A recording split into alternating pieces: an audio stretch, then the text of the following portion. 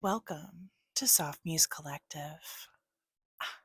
And today, this afternoon, I am organizing my sewing bag, which I sewed myself. And I do have a sewing box, which I keep things in, but I found that my sewing bag helps me keep my most used sewing items organized so I know where they're located at all times.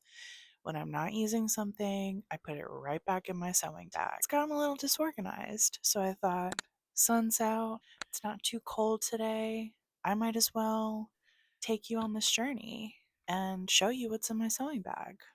And the first item, sewing scissors that were specifically used for fabric for a while. Now they've kind of turned into more multi-purpose scissors. It's good to keep your scissors dedicated to fabric. So these are currently my fabric scissors, which I found in a sewing box at an estate sale. They're super sharp, so I only use these scissors for fabric now. And let's see, I have a calculator so I can calculate different measurements. And speaking of numbers, I have in a drawstring bag that I made all of these tapes, which I should probably roll up more nicely. That's actually going to be an activity for another day. They're fine the way they are. And let's see, I have my, I always forget the name of this, but rolling fabric cutter, which I highly recommend. Someone's leaf blowing and my cats are a little scared. Look.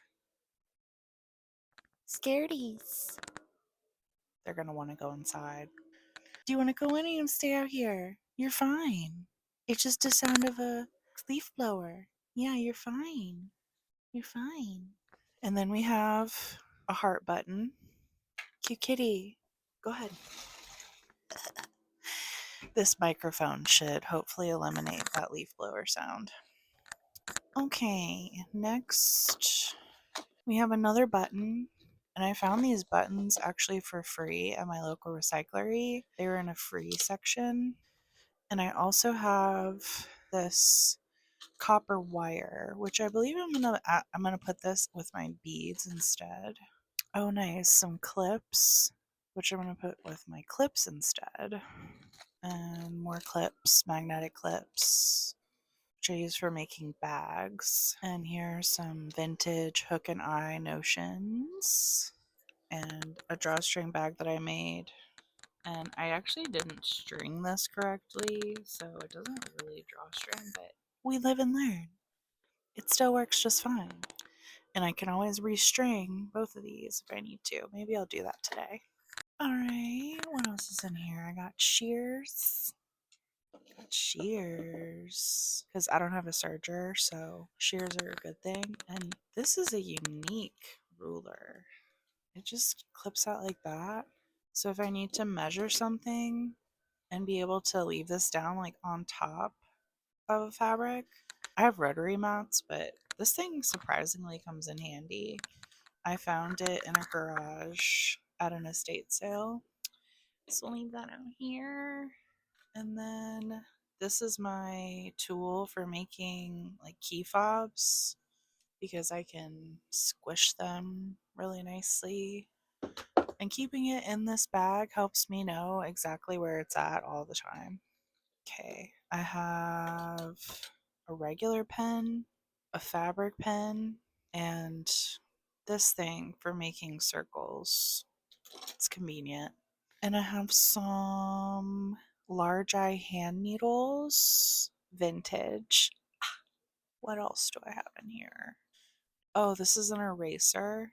Nice. Okay, I have silk needles, which I might actually put these in my sewing box. That's where I have my other needles. I'm gonna do that. And then another fabric pen. All right, I have a chopstick for pushing out corners. And then this is a flipping tool, so it helps to flip narrow strips of fabric, flip them back down. And then let's see, a pencil, and then these are iron on tags. I ran out of space on my phone before I finished the tour. So I'm just going to finish this video by showing you my organized sewing bag and to recommend that you either get or make yourself a sewing bag for all of your most used items. So that way you don't lose them out and about.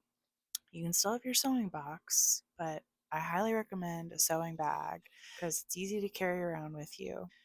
And I'm going to put my copper wire with my beads, my magnetic clasps with the other clasps that I have, and my silk needles and razor in my sewing box. Thank you for joining me on this tour. See you next time.